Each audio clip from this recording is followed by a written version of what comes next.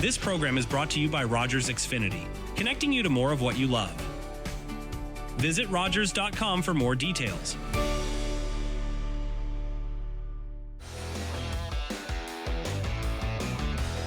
Everyone, back to RTV Sports Rap. As Attack Rap comes to an end this week, Sports Rap will continue on till the summer. Spencer Byers alongside me, Michael Harris, Mark McKelvey, and JC Coots. Welcome in, gentlemen. And I think we have to start with OHL Awards, but I think first the OHL Playoffs as a series that everyone on the show last week was telling me was dead and buried. Everyone was telling me that the Windsor Spitfires up 3-0 on the Kitchener Rangers were going to put the final nail in the coffin.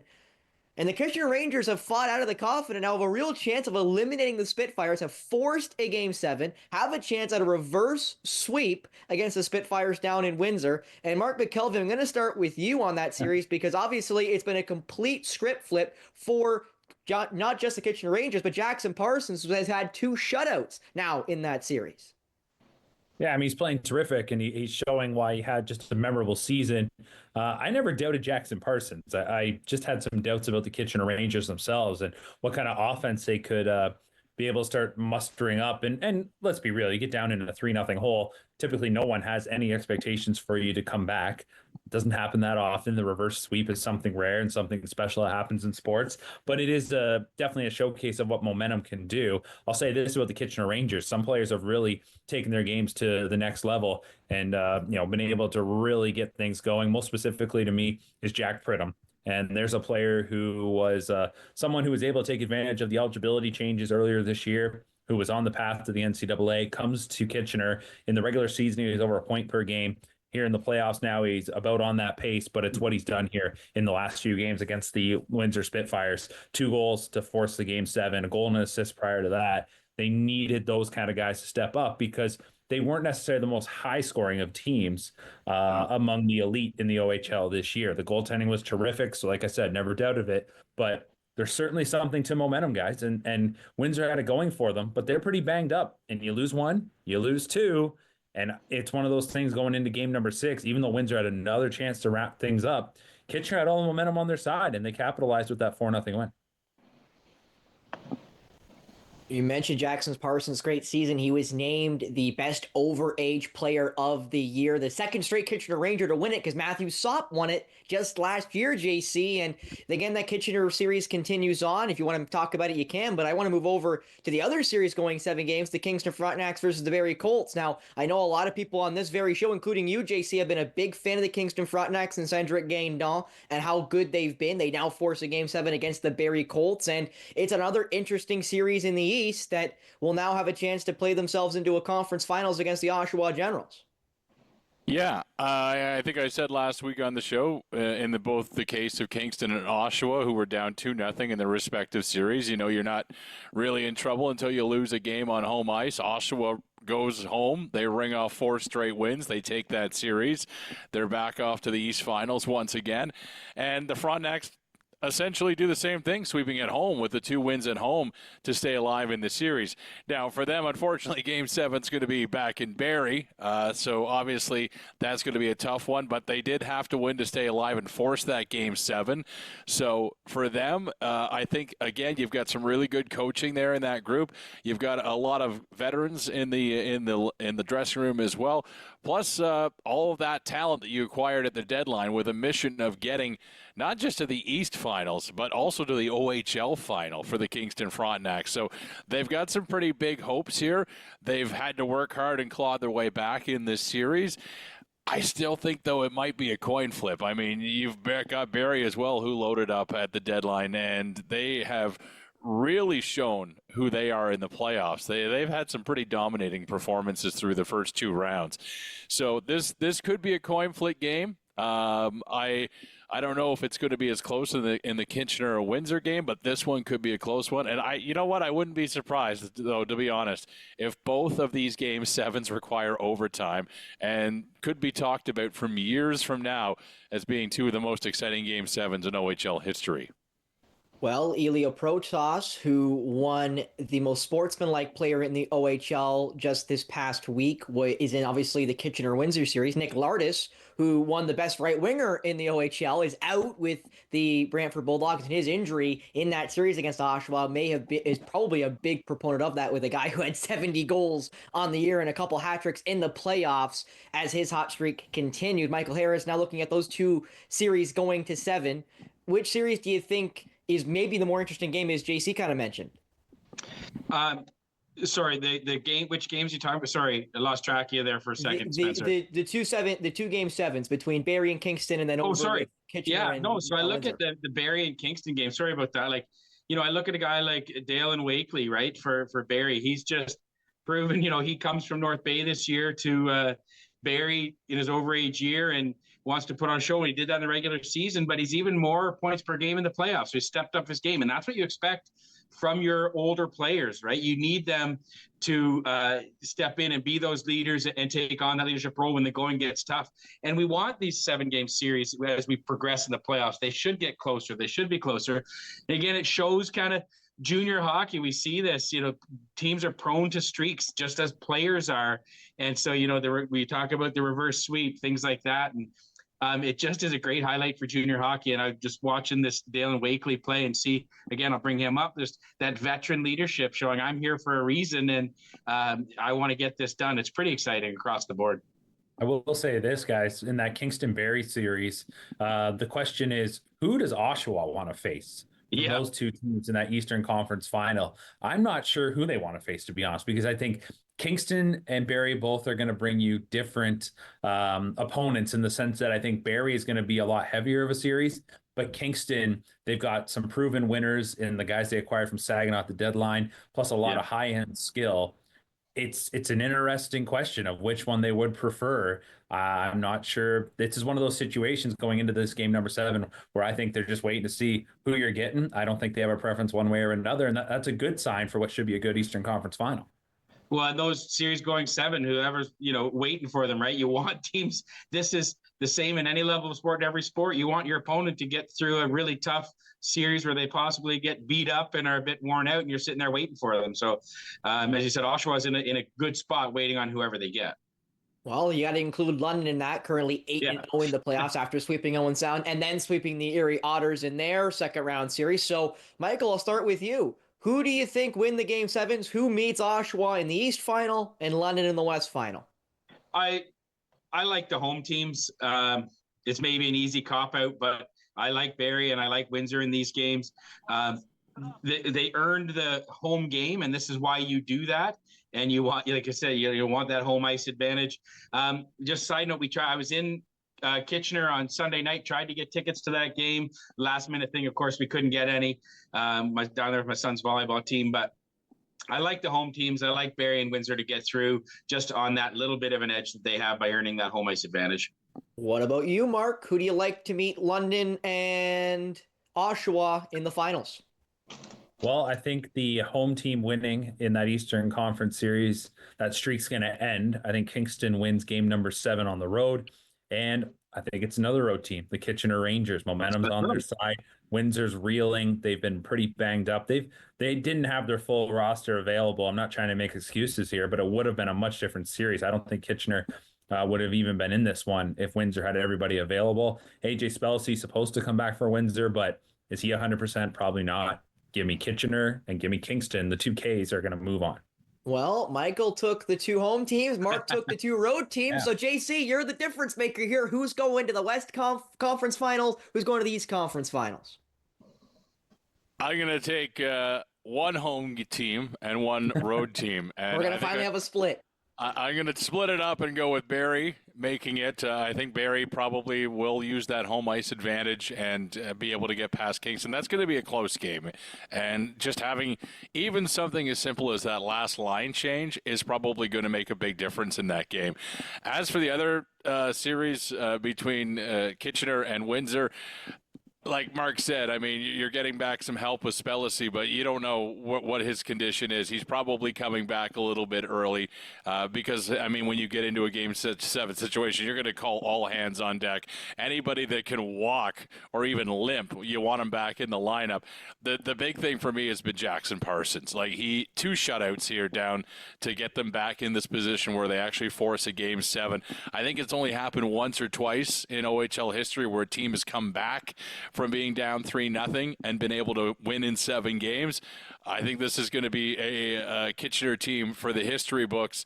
And I mean, the coincides really well with the fact that UC Hocus won Coach of the Year just about as the time that comeback started. So you're really seeing a team rally around a coach, and they really love this guy in Kitchener a lot. So they're trying to win this for UC just as much as they're trying to create some history in the OHL.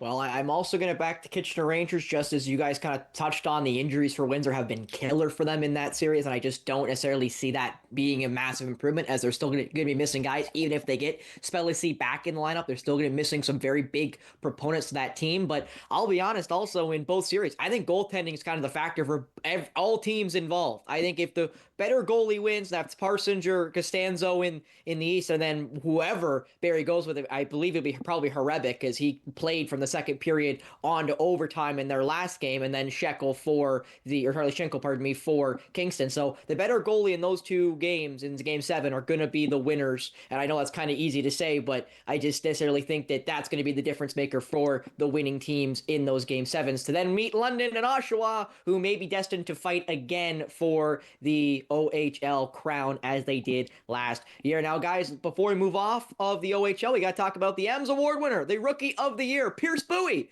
Got it. And we did a pre-award show, and I was the host for that with I believe you, JC, and I believe you, Mark McKelvey, and we spoke about who would be the Rookie of the Year, and Ethan Belches had a good chance at it, and we were looking at other players, and Pierce really didn't have a chance at that point because he hadn't had his hot February at that point. And then all of a sudden, Pierce Bowie starts finding the net, has a couple hat tricks, and really starts picking up his game, playing on the first line with Captain Landon Hookie. And all of a sudden, Michael, it all clicked together for him to win the Rookie of the Year award. What do you think that means to the fan base to see a guy like Pierce Bowie get recognized by the league as the Rookie of the Year? Oh, I think it's incredibly exciting.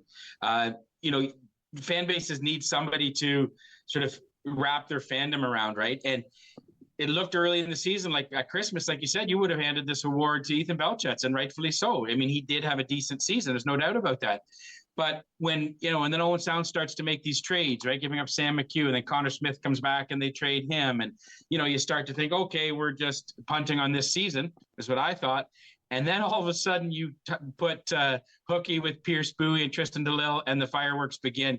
Just unbelievable. I got to know this kid a little bit at school this year. Hardworking guy. Just when that started to happen, getting those opportunities, you could just see like he was just excited, knowing he's going to get power play minutes, knowing he's getting top line minutes. And, when an athlete gets that opportunity and they seize that opportunity, that's just incredible. And now we know as a fan base, we're going to it gives us something to. It was a quick playoff run this year, but it gives us something over the summer as we're talking on these shows and with our friends to really look forward to in September. I almost thought you might have propelled Landon Hookie to that overage player of the year spot too in the awards. Unfortunately didn't, but to see those two work together again, along with DeLille mostly, just incredible. And I can't wait till September and August when they get to town and that camp begins. We know we've got something special to watch next year. Well, JC, when Pierce kind of started off with his really hot streak before getting promoted to the first line, he was on the rookie line with Michael Deck, who had just finished up his high school season technically with St. Andrews, and then obviously getting Cole Zarowski and that Sam McHugh trade that Michael just mentioned. So I guess, what's it like for you now getting a chance to, as we saw Pierce Bowie night in, night out, and especially at home with the way he was making massive strides throughout the season, and you saw the development almost every game. Yeah, it's really cool to see a guy grow up that quickly. And let's not forget, too, that this is a true 16-year-old. I think there was only one other 16-year-old that was in the top 5 rookie scoring. And there's some pretty big names around him, like Carson Harmer and Jacob Kluche from Saginaw both had fantastic series. They were leading in rookie goal scoring and points from most of the season until Pierce all of a sudden got red hot as soon as the calendar turned over to 2025. Lev Katzen really came on strong near the the end of the season as well for Guelph. There's another guy that's going to be a stud for the Guelph Storm in the future. But if you're an Attack fan, you got to be really excited knowing, yes, as you mentioned, Spencer, you've got Bowie, who's the Rookie of the Year. This has never happened before in Attack history before that they've got a Rookie of the Year. Now you've got Cole Zarowski, you've got Michael Deck, you've got guys we haven't even really seen coming in the lineup yet because they were obligated to other places this year. So this is going to be a very exciting team moving forward with a really good young core who not only have they got a full season under their belts now for most of them, they've got that playoff experience, which is incredibly invaluable. They had to work towards a goal, which not all teams get to do, especially when you're a young team who dresses 8 rookies on most game nights. So Pierce Bowie now having this in his back pocket, it probably is going to be tough to knock off the top line next year. So if you're afraid about losing Landon Hookie, and I know a lot of Attack fans are because that's a big piece of the leadership that's going bye-bye. But now you've got Pierce, who had a good half season playing on that top line with him, learned a lot with him, learned a lot in the playoffs, and now he's going to be a mentor in his sophomore year to some of these new guys coming in. It's just, I think we got a potential first-round NHL pick here. Yeah. Well, and not just that, guys. You kind of mentioned Tristan DeLille, Michael. I also want to mention David Bedkowski, the other guy they got in that Oshawa trade for Colby Barlow. Both those guys are going to be drafted this summer, especially David Bedkowski, maybe second or third round pick. And him being healthy and him having a full camp with Owen Sound, I think will pay massive dividends to a guy that we've all gushed about in the media and said that he's going to be maybe the best defenseman on the team in a year's time. So, Mark, I now want to go to you and give you a chance to maybe gush over Pierce Bowie and then talk about Tristan's little brother, Max, who got drafted 5th overall and is now joining the team, and maybe what he can add as you were at the draft. Mark, you're on mute. We got him. He pulled a Manny Pava. Wow, haven't done that in a while. What year is this? 2021. What I'll say about Pierce is just watching him grow all season long was really a treat, and to see him just continue to get better and better. I mean, right when he came into camp, you saw the talent, but to a lot of players, confidence is such a big thing in their rookie year, and he never lacked it. He got into the battle, and as he, I don't think he'd be the kind of player that was sulking, thinking I'm not on the first line until after the trade deadline. Once he got that chance, he knew I got to make the most of it. And sure enough, he did. As well, a little justification for the Attack franchise, because I thought back in 2021, 2022, I thought Colby Barlow should have won Rookie of the Year. And Cam Allen got named Rookie of the Year from the Guelph Storm. You could have said Barlow should have won it that year. So great that the Attack have a Rookie of the Year. And as I've talked about time and time again, the junior hockey cycle is a really fun thing to watch. You move on from a player like Barlow, who is setting rookie records, and then you have another rookie come in and set records of his own. It doesn't happen all the time, but it's pretty cool to see that the Attack were able to sort of go into that new era and find their guy. So congrats to Pierce. When it comes to Max DeLille, I think a lot of people were dreaming up this scenario that the Attack were going to be able to pick him in the first round just because we saw what his brother did. And I think in a market like Owen Sound, I think this team and this community looks at it like a family, and to bring in another family member, I think is really neat and something that people can get behind. And from watching Max play, I didn't get to see him a whole lot, but really saw him through the last little bit of his U16 season. He's ready to jump in, as probably as ready as any player in the draft. He's ready to come in and start, contributing to an OHL team. I think that's really exciting. At the same point, I think the Attack aren't going to rush him. They're not going to necessarily have to jump the gun. And the reason is because they have all those guys you were mentioning. Everyone's talked about their returnees and being able to kind of really hand the reins over to a second-year player in a Pierce Bowie to sort of drive the offense. A Max DeLille can just get his feet wet in the league and be a nice depth player who, like Pierce, maybe in the second half of the year can take his jump up. But really cool that we're going to see 2 DeLilles in the lineup next season for Owen Sound. Like I said, this was one of those drafts where there wasn't a clear-cut number one. There was a handful of players that were in that conversation. Max DeLille's name came up an awful lot in that conversation. And for Owen Sound to get him at number 5, they should just be over the moon.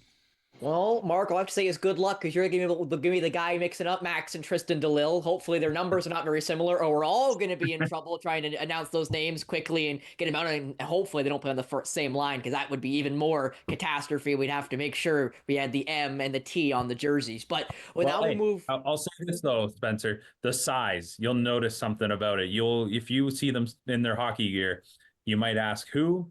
is the older brother. Yeah. It's actually Tristan.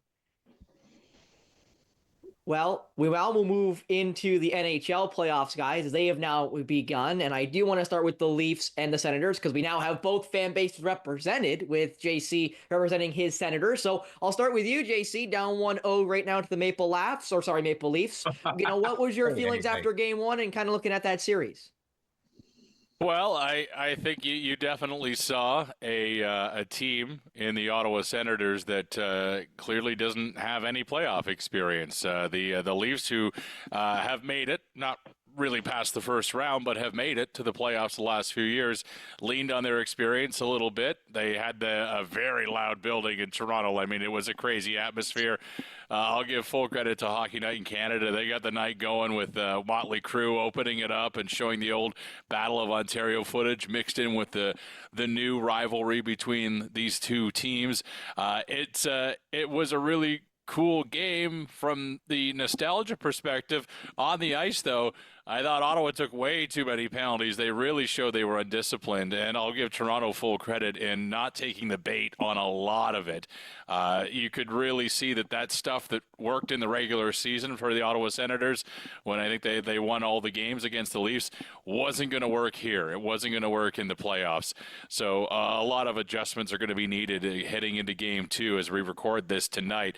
As for the Senators, from the back end, from the goaltending perspective, Allmark definitely did not have his best game. This is a guy, though, that does have that playoff experience, has won a Stanley Cup. You have to expect he's going to bounce back big.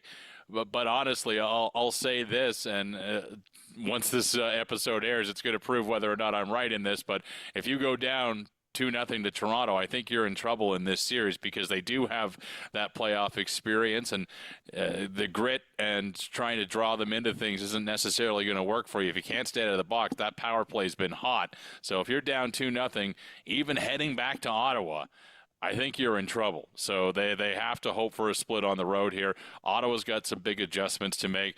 Of course, with the Toronto media, they are already planning the Stanley Cup parade route after just one win. So best of luck to them. There's a long way to go between now and the finals. I don't know that they're necessarily built to get there based on the talented teams we have in the East. The only good news for Toronto is one of the Florida teams is going to be out after this first round. But as for Michael, make a decision, dude. What do you got going on with those two teams back there? Why don't you just hang up a Montreal jersey while you're at it, dude? Yeah, I told you how I'm going to get one of those. I could have done that. I would need all five Canadian teams that are in playoffs. Should have done that. Well, Michael, what are your thoughts on that first round matchup of the Battle on Ontario? Well, I think you see that, at least, on paper and on the ice for that game, just Toronto has better players. There is not, as much as Toronto's been lauded over the years for lack of depth and depth scoring, all that. So if you go down their roster, they have more better players than Ottawa does, and their better players are better. Brady Tkachuk, is he, and maybe you could say Sanderson and Shabbat, and are those the only guys that can really fit with, say, that the top of Toronto's roster? Allmark again is a big, maybe he's a question mark. He's got to prove tonight that he's not a question mark. He did do a lot of sort of winning in Boston, but never won a Stanley Cup or anything like that. Was he a product of Boston's team, or was he the reason they won? Right. So I think there's just so many question marks in Ottawa. And let's face it, Ottawa was trying to get into the playoffs this year. That was the goal. The problem is, once you accomplish that goal, you start to change what the goal line is. Now, hey, can we beat Toronto? Can we get past the first round? Of course, you want to do that. But ultimately, I think Ottawa stands back. They have done what they wanted to accomplish this year. Take that step, get really comfortably into the playoffs, and their goal is to build on this for the future. Brady Tkachuk was out. He's back. What can he do tonight, right? He's been back for a game. Settle down. As JC said, Toronto's not going to take the bait on this rough play, stuff like that. Just play hockey and see if you can try to match them and steal one. Well, Mark, I'll go to you. I will mention JC said experience. I think experience in losing, but I'll let that one I'll let that one go. Mark, what was your thoughts through game one of the Battle of Ontario? Very similar thoughts to what both gentlemen just said, but I think for the Maple Leafs, you're going in here, and this is probably as good as they've ever felt going into the playoffs. Yeah. The opponent has got to be a little bit to do with that, but they also won their division. They had a great regular season. It's a different coach. It's a different vibe. And I don't know if they're necessarily feeling the pressure just yet. And that's something that you go into game number 1 on the road in Boston, or you're squaring off with Tampa or Florida. The heat was really on. This was the first time since this core group has been together that they went into a series against an opponent that they know probably, if you put them head to head in almost all categories, they are better. I think Ottawa was trying to rely on the fact that the Leafs of old, the Leafs that struggle in the playoffs, are going to pop up. I thought the Leafs played really well in that first game. 5-on-5, though, Ottawa wasn't that far off, really. You can maybe make the case they were right on par. So for the Leafs going forward here, I think they just have to keep that foot on the gas pedal, keep that belief. And I think the confidence will just continue to grow for that group. But Ottawa's going to settle back in. There's no doubt that they had a little bit of probably your first game jitters. And clearly they were told, finish every check, be hard on. The playoffs is different. Well, now they know what the playoffs are all about, and they can adjust accordingly. Well, Mark, we only have a couple minutes left, so I will just kind of go around the horn while starting with you, though, Mr. McKelvey. Any series through game 1 or 2, in fairness, the Florida series hasn't even begun yet, but is there any series you kind of seen the first couple of games and gone, your opinions maybe changed or kind of hedged on what you thought pre-playoff start? That's a tough question because, it's a small sample size for some of these series. I thought St. Louis might be able to get a split there on the road with the Winnipeg Jets. The Jets have their own playoff demons, but again, maybe they're kind of getting over the hump. And those were some 2 physical games. But for me, I want to mention the LA and Edmonton series. Game number 1 was absolutely wild, classic. Hopefully, you were able to stay up late to watch that game. 4-1 heading to the third. And then, the floodgates just opened with goals both ways. But realistically, let's be real. The Edmonton Oilers, they go through 2 players, McDavid and Draisaitl. And I don't know, guys, if they're going to be able to drag them right to the finals again. They're going to need everybody else. They're going to need some saves. They're going to need their defense. They're, missing some key players as well. This might be LA's year to finally knock them off, because you look at that Connor McDavid, his magic again, tying up the game late. And then Philip Deneau scores right after off the next faceoff. I mean, this Edmonton team, it's not sustainable to win 6-5 games. They lost the first one at that score. That series is going to be wild, but I don't think Edmonton's got that magic this year. Not just that, McDavid and Draisaitl are both hurt down the stretch, which also means they may not be 100% right now. And I'll go into you, Michael, quickly. Is there any series you've kind of seen and maybe your opinions kind of changed or morphed since the beginning of the playoffs? Well, I'm going to go back to that same series. I thought Edmonton, and it's only 1 game in, let's be sure of that, but I thought Edmonton was not really in trouble with Los Angeles. A lot of people were talking about big bad LA, but I'm worried about Skinner. I really am. I don't know. I mean, he hasn't certainly caught the magic of last year. All season, he's been a question mark, so I'm worried about him. The series that I guess I never could get a read on, and we're here 1-1, is Dallas, Colorado. That's a series I just really have my eyes on, because 2 great teams and, Mika Rantanen and all that sort of stuff. So that's the series just that I'm watching to see how it develops. And I'm really confident Winnipeg can get it done. They didn't look great through 2 periods, but then I think showed what they're all about. So that's kind of the things I'm keeping my eyes on right now. 20 seconds, JC. Any series that's kind of caught your eye or kind of changed your opinion so far? I think we might have a better opinion once we actually get to see some games from this Florida-Tampa series, because that still hasn't been played as the recording of this podcast. But no, I think everything's kind of going according to plan. I was a little surprised how much Colorado looked better than Dallas in that first game, and then Dallas made adjustments for game number 2. So no surprises really. Otherwise, keep forgetting New Jersey and Carolina are a series, because that's just if you're looking to watch paint dry, there's a series for you to watch. 1-0 New Jersey in the first period right now. All I have to say, guys, is the series we didn't talk about. Celtics going to win another championship, getting another hat. Go Celtics, go! But that'll be it for Spencer Byers, Michael Harris, Mark McKelvey, JC Coots, Mark Perry. We'll see you next week on RTV Sports Rap.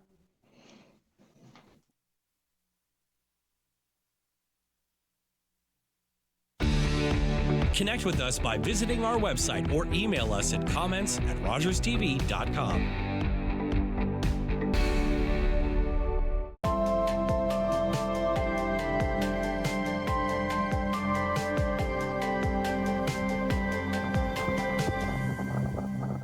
You're watching an interesting local show on Rogers TV and you want to know more. That's when you head to rogerstv.com. Our website provides more information about our programs, our hosts, our schedule, and about how you too can get involved with Rogers TV. Visit us online at rogerstv.com.